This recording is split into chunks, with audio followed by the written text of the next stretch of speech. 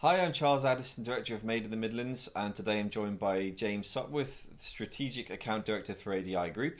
Welcome, James, to the studio. In this edition of Meet Britain's Makers, we're going to be meeting one of our members and headline partner of the 2017 Made in the Midlands exhibition. Over to you, James. It's not very often do we start with a company that's not a one-trick pony as such, but it's a complicated explanation. How does ADI work? Quite difficult to put it into a nutshell what the ADI Group does, but we're a multidisciplined engineering services provider, predominant to the manufacturing sector. To capture everything would be impossible as to what we do, but if I could just name a few, predominantly our trade skills are mechanical and electrical, but they can be applied in a whole variety of different engineering services. So whether that be machinery installation, both electrically or mechanically, or whether that's control systems, or whether that be design, development of refrigeration or compressed air packages, and then on into facilities engineering and environmental control systems. Okay. And we've been working together, I think you said, for 5 years now. That's right. Firm's going through rapid expansion at the moment. Tell us about what that looks like for the region and for the firm. In the last 27 years, we've grown from nothing and grown organically up to our current position, which is approximately an £80 million turnover business with just over 550 employees.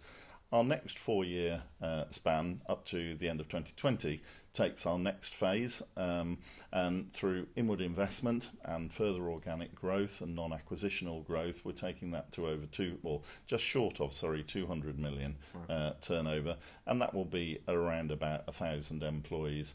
And predominantly that's by working with our partner customers, developing those businesses to increase their spend with us as their engineering partner of choice, but equally about investing into new engineering services to build our business. It's formidable growth, so we're looking to more than double the size of the business. As you mentioned, the sort of importance of taking on the right people. What are we looking at in terms of the barriers we talk about? We were familiar with the skills gap, obviously, from the growth of other manufacturing companies. How does that impact you, and what's your take on that issue? As we look forward to the next 4 years, that massive growth, we actually need approximately, with turnover in terms of retirements, etc., we approximately need another 650 employees into the business. The predominance of those individuals would be core trade skills, electrical and mechanical trade skills, i.e. a welder, a fabricator or an electrician. Those are the areas in the engineering sector in total where there's a massive shortage. So the biggest risk to us achieving our goals will be the skills gap, and that's our biggest challenge. What we're doing to try and overcome that is, in 2014 we launched our own apprentice academy. We've joined the 5% club, which means that 5% of all of our employees are apprentices. So we're currently around about 20 apprentices this year, and it'll continue to increase. But our latest investment is inventing, I guess, a pre-apprentice programme which is unique into the UK. And what that is taking on 12, 14-year-olds per year, and it's for half a day per week through their GCSE years.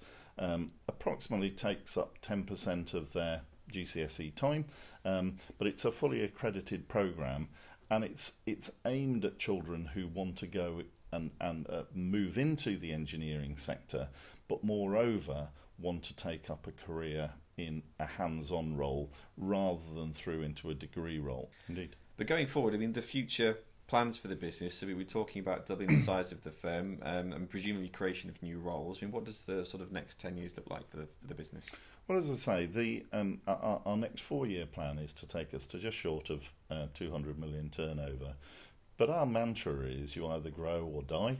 We don't believe in standing still. So the 200 million is just a milestone along the next path of the growth of ADI.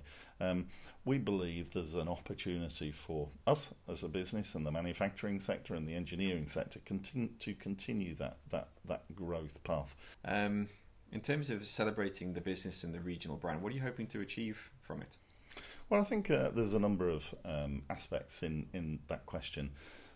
I guess one of the first ones is, whilst we're a national business, we're Birmingham based, we're Birmingham headquartered, and whilst we have offices elsewhere in the UK, we are a very proud Midlands based, Midlands funded company, and giving the opportunity for the Midlands to shout about itself is actually a very, very key to us.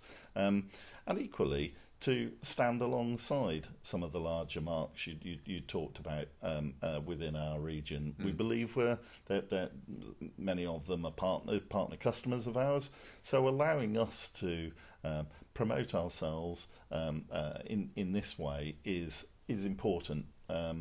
It gives us opportunities to network, it gives us opportunities for us to show what engineering services we do provide and what we do as a group, but also I guess puts us on the map. And you know, as a well-kept secret, we believe we add a lot of value to the manufacturing sector.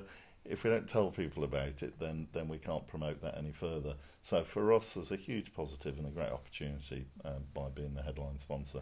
No, it fits perfectly with a mantra which I'm starting to believe and follow, of share of voice equals share of market. And I think if you could be more vocal in your business community and marketplace, that can only good things can happen, whether it be for new business or growth, or as even recruitment, the sort of key issues. Thank you very much for tuning in. That's the latest edition of Meet Britain's Makers. If you have interest in getting involved with the channel and talking about your firm, please contact my team.